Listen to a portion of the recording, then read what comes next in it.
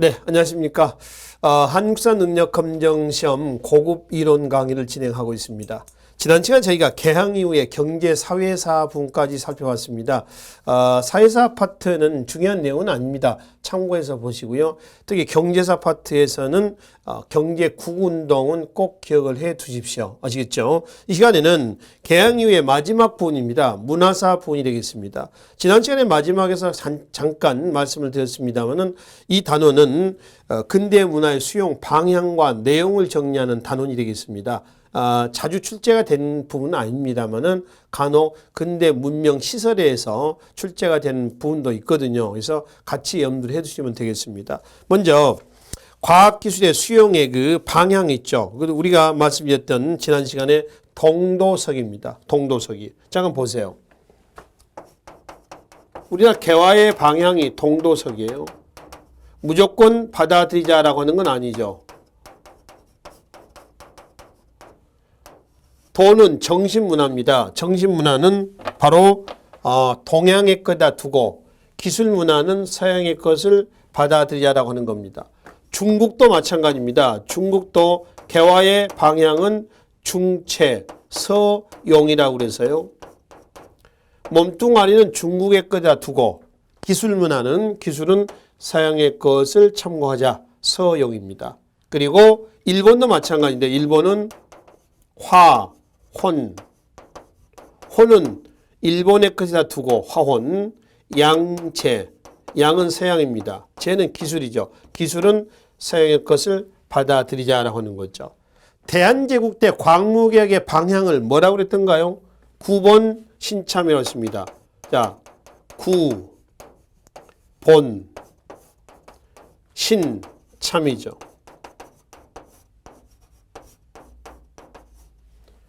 옛 것을 근본으로 하고 9번 새로운 것을 참고한다는 얘기입니다. 결과적으로 보면요. 동도, 중체, 화혼 그리고 9번은 다 똑같죠. 정치를 얘기해서 정치. 그 다음에 서기, 서용, 양체, 신참 이것도 똑같습니다. 이거는 뭘 얘기를 했냐면은 경제와 사회와 그리고 문화 이거를 얘기를 했었어요. 그죠?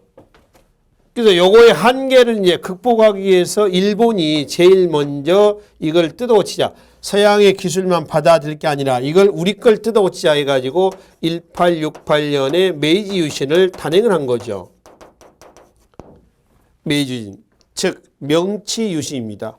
그래서 정치 개혁을 한 거예요. 뭘로? 입헌 군주제 개혁을 단행을 한 겁니다. 그래서 이제 우리나라에서도 야 이거다 이거 해야 된다 이거를 롤 모델로 해서 벤치마킹 하자라고 해서 이걸 뜯어고치자 해가지고 뭐가 나오는 거예요? 1884년 갑신정변이 나왔어요. 근데 실패했죠. 이거는 성공한 거죠. 중국도 이거 뜯어고칩시다. 해가지고 1898년 무술년에 무술변법, 이른바 변법 경장운동이라고도 그래요. 을 단행했는데 실패로 끝났습니다. 일본만 성공한 거예요, 일본만. 자, 근데 이제 우리나라, 여기서 이제 중국과까지 볼 필요 없고요. 우리나라에서 서양의 과학기술, 이거를 과연 어떤 걸 받아들였는가, 이거를 좀 살펴보자는 겁니다. 다음 장에 보시면은 서양의 과학기술 수용 계기가 된 사건이 있습니다. 정부의 개화 정책과 몇 년 된가요? 1880년대죠. 그리고 조사시찰단 영선사 파괴입니다. 밑줄. 이 조사시찰단은 일본의 영선사는 어디에? 청이죠. 청. 또 일본에는 수신사도 갑니다. 미국에는 뭘 가죠? 보빙사 또는 보빙사절단이라고 되어 있습니다. 그래서 이거는 근대 기술 도입에 중요한 게 있다. 그러니까 다음 중 우리나라 근대 기술 도입에 계기가 된 사건은 뭐냐 그러면 조사시찰단이나 영선사 그리고 파견이 가장 크고요. 물론 정부의 개화 정책도 있겠죠. 이걸 계기로 해가지고 근대 기술을 수용 내지 도입하는데 대표적인 근대 시설이 바로 밑에 보겠습니다. 의료시설에 광해원, 광재원, 세브란스, 대한의원, 자해 의원 등이 있습니다. 그 중에 하나만 봅시다. 최초의 서양식 병원이 있습니다. 1885년에 뭐죠? 광해원입니다. 광해원. 그리고 이게 나중에 광해원이 이름을 뭘로 바꿨어요? 제중원으로 이름을 바꿨습니다. 제중원으로 바꿨어요. 그 다음에 쭉 내려오겠습니다. 건축 분야에서는 서양식 건축입니다. 독립문, 프랑스 개선문을 모방한 거죠. 그 다음에 명동성당, 중세 고딕 양식입니다. 첨탑, 첨두아치, 스테인드 글라스 이런 모습이죠. 그 다음에 덕숭석조전이 있죠. 이거는 르네상스식 건축물입니다. 르네상스 열주 양식입니다. 기둥에 홈이 쭉쭉 파 있는 거 있죠. 사진에 보시면 그런 양식인데 이 덕숭석조전이에요. 이 덕숭석조전하고 비슷한 것이 백악관, 또 대영 박물관, 영국의 또 프랑스 루브르 박물관 다 이 르네상스식 건축 양식입니다. 서양의 르네상스식이다 그러면 언제를 얘기하냐면은 14세기에서 16세기를 르네상스 시기라고 합니다. 그러니까 서양 중세와 근대의 그 과도기, 그 시기를 얘기한다라고 보시면 되겠습니다. 자, 다음 장 넘어가겠습니다. 인쇄시설에 보면은 방문국과 관립인쇄소입니다. 사립, 민간인, 광인사가 있습니다. 그 방문국에서는 우리나라 최초의 신문이 있죠. 한성순보. 여기서 발간이 됐습니다. 그 다음에 화폐 주조관청이 있죠. 전환국이라고 그래요. 전환국. 화폐 1883년입니다. 그 다음에 무기 제조 기구가 있습니다. 기기창이 있습니다. 여기서 이제 기기창은 영선사 건의로 설치했다라고 있죠. 잠깐 한번 봅시다.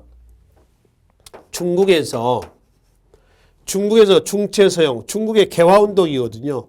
이 중국의 개화운동을 양무운동이라고 그래요. 양무운동. 서양의 과학기술을 받아들이자라고 하는 겁니다. 그 양무운동은 중국 어디에서 했냐면 텐진에서 이홍양이라든가 증극본이라든가 이런 사람들 중심으로 해가지고 국이라는 관청을 두고, 자, 이거는 여기다가 씁시다. 텐진에 기기국이라는 관청을 두고 무기 제조, 근대 군사 훈련을 목적으로 해가지고 양문동이 1860년대에서 1890년대까지 전개가 됐었습니다. 이때 누구를 보냈냐 그러면은 정부는 개화 정책의 일환으로서 누구를 바로 김윤식을 보냈습니다. 몇 명? 38명을 보냈어요. 뭐라 해서 보냈나요? 영선사다에서 81년에 유학생을 보낸 거죠. 근데 이제 보냈다가 우리나라에서 상을 봅시다. 1882년에 이모군란이 터지죠. 이모군란 이후에 정부의 재정난이 극심해집니다. 재정난이 안 좋았다라고 하는 것은 바로 우리가 앞 시간에 말씀드렸습니다만은 일본에 돈을 빌리러 가자, 한편으로는 당오전이라는 화폐를 발행하자, 이런 주장이 나왔었잖아요. 재정난에 봉착이 됐다는 거 아닙니까? 이때 재정난에 봉착이 되자 국비 유학생이었던 바로 영선사는 81년에 보냈다가 82년에 돌아옵니다. 이모군란 이후에 귀국을 해요. 1년만, 물론 이제 어떤 그 수학 능력도 잘 안 됐지만은 재정난도 있었습니다. 그래서 귀국한 이후에 정부에서 추진했던 관청이 하나 있습니다. 그 관청이 뭐란 얘기예요? 기기창입니다. 무기 제조국입니다. 그럼 이 기기창은 뭐를 모방한 거냐 그러면 청나라 양무운동 때의 기구 뭔가요? 기기국을 모방한 거죠. 그 기기국을 모방한 것이 기기창이다. 이렇게 보시면 돼요. 아셨죠? 자, 계속 보겠습니다. 통신 분야에서 전신, 전화, 우편이 있습니다. 전신은 텔렉스입니다. 텔렉스. 그렇죠? 최초 서울 인천간이고요. 그 다음에 전화 좀 보실래요? 전화. 최초로 전화가 이제 그 1899년에 만들어졌습니다. 그죠? 그런 이제 그 전기 시설이 제일 먼저 만들어진 것은 경복궁입니다. 경복궁 안에서 전기 발전기 시설, 수력 발전 정도로 보시면 되는데요. 뭐 이거를 운영했다고 그래요. 뭐 미국의 에디슨 뭐 전기 주식회사의 기술을 도입해 가지고 했다고 그러죠. 근데 우편은 갑신정변으로 인해서 중단이 됐던 겁니다. 이것이 이제 을미격대 부활이 된 거죠, 다시. 그리고 교통시설에 전차가 있습니다. 전차는 황실과 미국인 콜브란의 합자로 인해서 한성전기회사가 설립이 돼요. 여기에서 최초로 전차를 운영합니다. 그리고 아까 말씀드렸던 경복궁에 최초로 전등기기를 설치합니다. 1887년이에요. 근데 전차는 1899년입니다. 그렇죠? 그리고 철도에서는 경인선, 그리고 경부선, 경의선. 근데 거의 철도는 누가 독점합니까? 일본이 독점하고 있습니다. 일본이 독점했었다라고 하는 거죠. 그래서 이제 이 시설들이 전부 다 이제 정부의 개화 정책 추진과 관련해서 나타난 건데요. 일단 교통통신시설의 양면성을 좀 보고 넘어갑시다. 자, 교통통신시설이 한다면은 전신, 전화, 뭐 전등, 철도 이런 것들이죠. 국민 생활의 편리와 생활 개선에 기했다. 긍정적인 효과죠.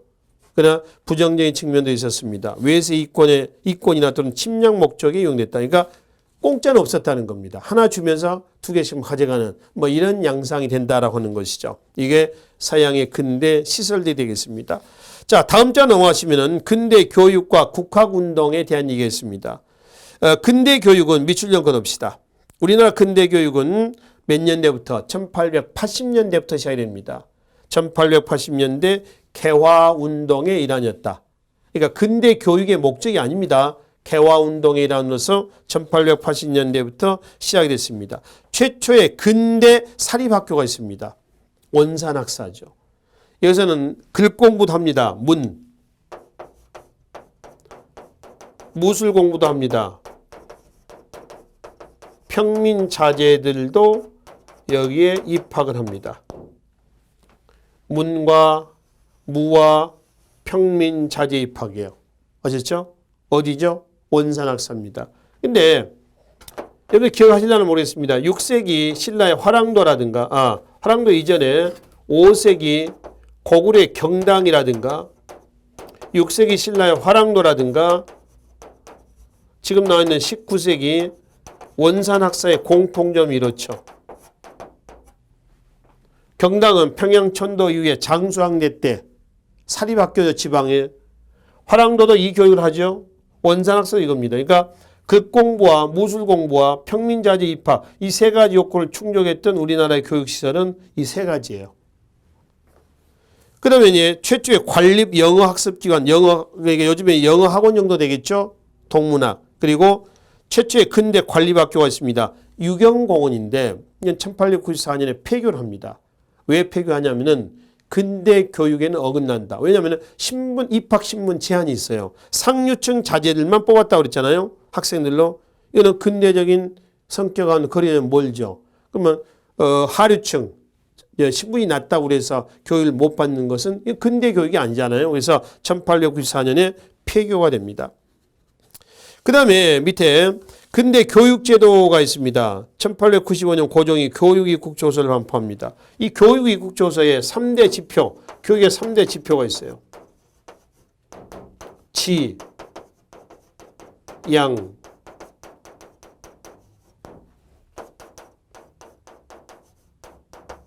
덕,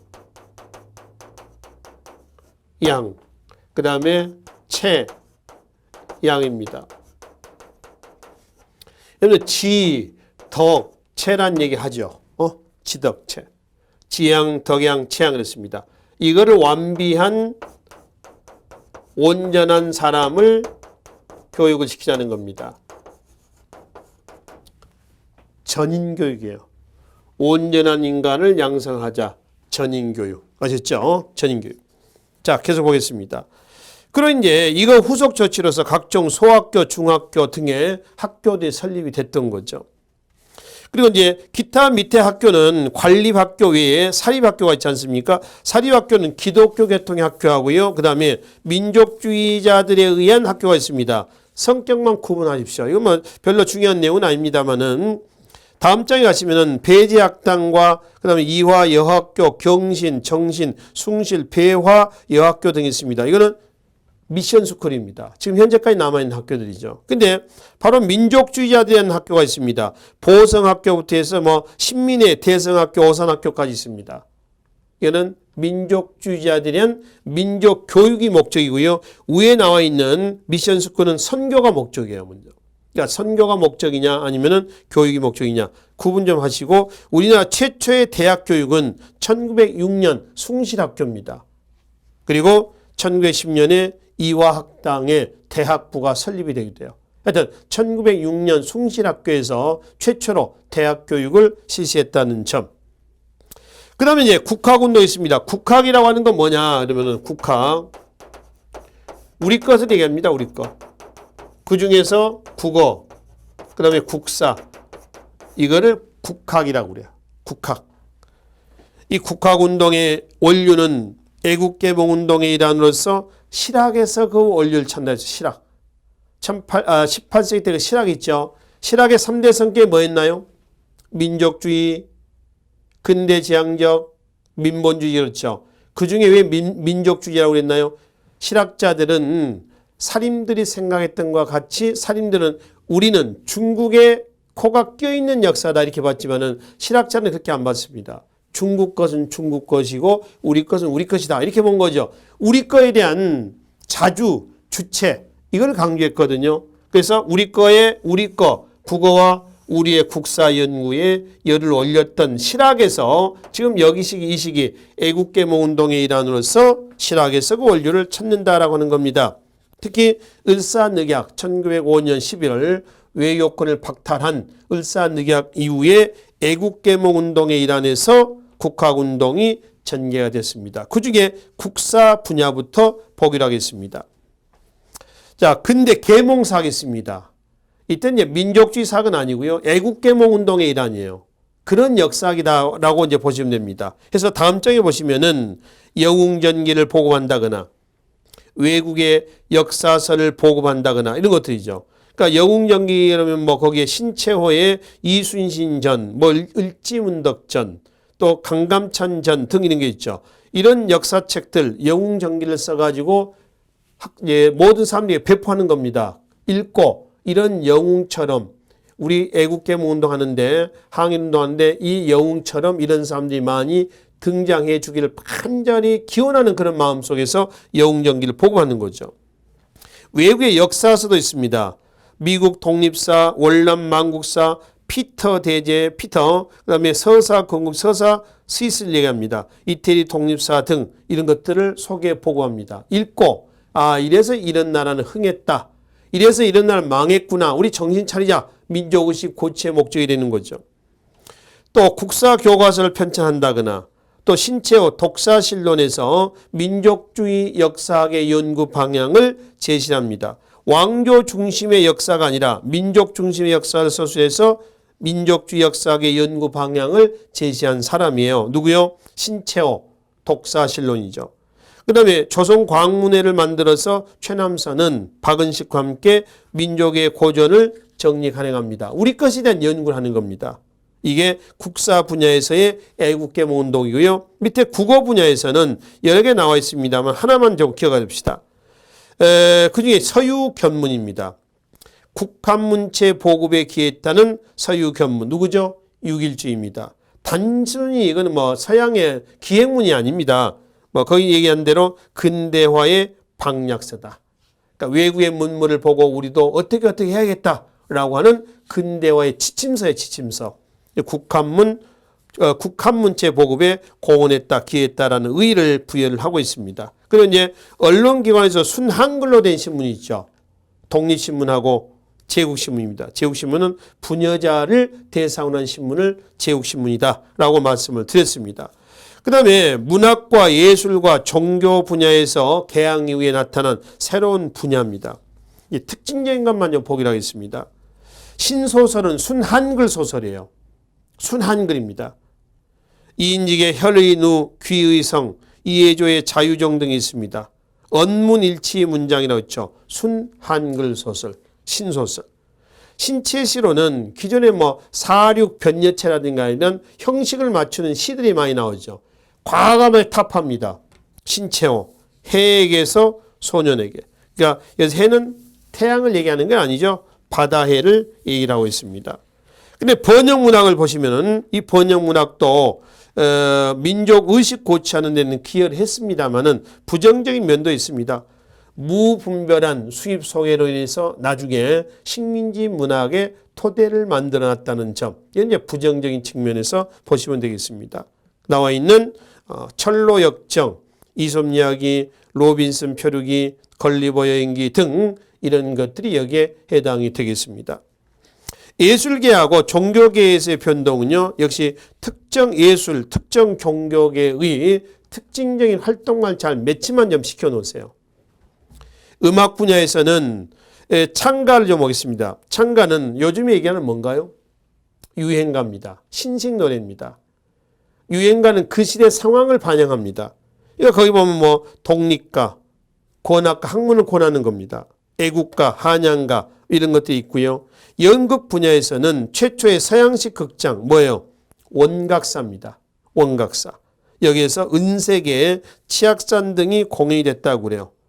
그리고 미술 분야에서는 한국의 전통 화가, 해화와 서양 화가, 서양화가 있습니다. 전통 화가 그러면 누구죠? 동양화, 안중식. 서양화의 누군가요? 고이동, 이중섭 등이 있는데 그중에 이중섭의 소 그림죠. 소. 이중섭이가 어렸을 때 들판에 있는 소를 뚫어지게 쳐다보다가 소 도둑으로 몰렸다는 일화도 남아있어요. 하여튼 소 그림의 제1인자로 알려져 있죠. 그다음에 종교운동에서는요. 종교계의 특징적인 활동을 좀 이해를 하시면 되겠습니다. 우리나라의 천주교의 선교가 가능하게 된 그 선교의 자유가 인정된 것은 언제냐면 1886년입니다. 구미제국과의 최초의 조약은 어디라고 그랬어요? 미국입니다. 1882년 조미 수호 통상조약이에요. 프랑스는 1886년입니다. 조프 수호조약입니다. 프랑스. 근데 우리나라에 선교사들이 들어오고 하는 걸 보면은 이 프랑스하고 먼저 체결될 것 같은데 오히려 미국하고의 조약이 빨랐어요. 근데 프랑스하고는 왜 늦었느냐였죠. 천주교 포교 문제 때문에 늦었습니다. 그러니까 조프 수호조약이 체결이 됐다. 이거는 곧 우리나라에서 천주교의 선교의 자유가 인정이 됐다. 이렇게 보시면 되겠습니다. 그리고 천주교의 언론활동 있죠. 경향신문을 간행을 해서 민중계몽에 기여를 했습니다. 경향신문. 지금의 경향신문의 모태다 이렇게 이해하시면 되겠습니다. 자, 개신교에서는 다음 장으로 넘어가 보시겠습니까? 거기 보시면 교육과 의료사업과 등 또 뭐 근대 사업에서 뭐 한글 보급이라든가 미신타파 또 남녀 평등 사상의 보급 등이 있습니다. 전부 이거는 우선은 뭐냐면은 선교가 목적입니다. 선교를 목표로 한 후속 조치다. 이렇게 보시면 돼요. 그 다음에 동학이 있습니다. 동학은 1905년에 천도교의 이름을 바꿉니다. 왜냐하면은 여러분들 동학교도이자 친일파였던 이용구라는 사람이 있어요. 동학교도이자 친일파입니다. 이 이용구가 말이에요. 이용구가 일진회를 조직을 합니다. 일진회를 조직해서 일진회에다 시천교라고 하는 종교를 만들어요. 그래서 동학이라고 하는 종교를 흡수하려고 합니다. 그래서 동학의 교주, 3대 교주 누구죠? 손병희죠. 의암 손병희. 손병희가 이거 안 되겠다. 동학의 정통을 계승하자. 그래서 1905년에 이름을 뭘로 바꾸죠? 천도교로 이름을 바꿔요. 천도교가 동학이었습니다. 이 천도교의 기관지를 뭐라고 그래요? 만세보라고 하죠. 만세보. 국제보상운동에도 동참했던 그 만세보예요. 그렇죠? 옆에 천도교에서 발행했던 만세보의 신문이 한 장 옆에 첨부했습니다. 뭐 내용은 알 수도 없습니다만 만세보, 천도교 이렇게 매치만 좀 시켜놓으십시오. 자, 그 다음에 교육사업에서 보시면 출판사 보성사를 차리고 보성학교, 동덕여학교를 인수합니다. 이 보성사는 인쇄소예요. 1919년 3.1운동 당시에 3.1 독립선언서를 인수했던 곳이기도 합니다. 보성사. 그럼 대종교가 있죠. 1909년에 대종교는 나철, 오기오 등이 중심이 됐는데 그중에 나철 등이 단군 신앙을 중심으로 단군 신앙을 모델해서 단군을 현대화시킨 종교가 대종교가 된다. 대종교의 기 있죠. 그 교기가 원방각입니다. 둥근 방, 모방이죠. 네모난 거. 그 다음에 각입니다. 뭐냐면은 원은 천. 이건 뭐죠? 네모난 것은 지. 이 각은 뭐죠? 사람입니다. 천지인. 이게 대종교의 깃발, 교기, 원방각기가 되겠습니다. 특히 대종교에서는 나중에 뒤에서 보겠습니다만 간도, 연해주 등의 항일운동에 정신적 치주가 됐다 그랬습니다. 특히 이제 간도 지방에서 활동했던 대종교 후원하에서 활동했던 독립운동 단체가 있어요. 중강단이 있어요. 중강단. 이 중강단이 대한정의단이 대한군정부, 대한군정부가 북로 군정서군. 그러니까 전부 이거 후신단체들이죠. 그 중에 이 북로 군정서군은 1920년 10월 김좌진의 청산리 전투 있죠. 그 청산리 전투의 주축부대가 북로 군정서군이요. 대종교가 배후에 있었습니다. 자, 유교 분야에서는 박은식 유교 구신론이 있습니다. 이 유교 구신론은 박은식은 원래 철두철미한 성리학자입니다. 그런데 열강의 침략 속에서 성리학이 제대로 제 기능을 수행하지 못하자 양명학적 정신의 회복을 주장하면서 쓴 책이 유교 구신론입니다. 양명학은 실천을 강조한다고 그랬죠. 그래서 성리학의 실천적 기능이 결여가 된 것을 비판, 극복을 하고 실천성을 중시했던 양명학적 정신의 유학으로 다시 복구를 하자. 그런 유학으로 만들어보자. 그래서 쓴 책이 유교 구신론입니다. 다음 장의 유교 구신론에서 유교계의 세 가지 문제를 지적을 합니다. 첫째, 중간에 봅시다. 유교파의 정신이 전적으로 제왕 측에 존재하고 인민사회에 보급할 정신이 부족하며, 둘째, 여러 나라를 돌아다니면서 세계주의를 바꾸는 생각을 강론하지 아니하고, 또한 내가 동몽을 찾는 것이 아니라 동몽이 나를 찾는 주의를 지키며, 동몽은 어린입니다. 셋째, 우리 대한유가에서 간이 직전한 법문을 구하지 아니하고 질질 끌려가는 대로 내버려두는 공부를 전적으로 숭상합니다. 그래서 실천성이 결여가 됐지 않느냐. 그래서 양명학적 정신 회복하자. 이런 얘기입니다. 해서 쓴 책이 유교 구신론이다. 대한민국 임시정부 2대 대통령을 역임했던 그 백암 박은식이에요. 한국 통사와 한국 독립운동 지혈사를 썼던 백암 박은식이었습니다. 그 활동은 나중에 봅시다. 그러면 유교계에 있어서 박은식이 있었다라고 한다면은 불교계에 있어서는 누가 있어요? 바로 한용운입니다. 만해 한용운이죠. 박은식의 유교 구신론하고 우리가 비교해 볼 수 있는 것이 조선 불교 유신론이에요. 불교계 자주성 회복 운동을 제창했던 책이 바로 조선 불교 유신론이다. 이렇게 보시면 되겠습니다. 자, 그 다음에 원불교가 있죠. 이 원불교는 1916년 박중빈, 소태산 박중빈이 전라남도, 전라도 영광에서 창시했습니다. 한국적인 불교를 추구하는 거죠. 그러니까 원불교의 교기는 둥근 원이 원불교의 교기가 됩니다. 대종교의 원방각 하듯이. 그리고 이 원불교 활동에서 특히 두드러진 것은 생활 개선 및 새생활 운동에 참여해서 등등이 있죠. 그리고 바로 위에 개간과 저축운동. 그럼 메모 좀 하겠습니다. 밑줄 연구합시다. 개간, 저축입니다. 종교단체 중에서요, 경제구운동을 전개했던 단체가 뭐냐 그러면 바로 원불교입니다. 개간과 저축운동이다. 자, 여기까지 해서 이제 종교단체 활동을 살펴봤습니다.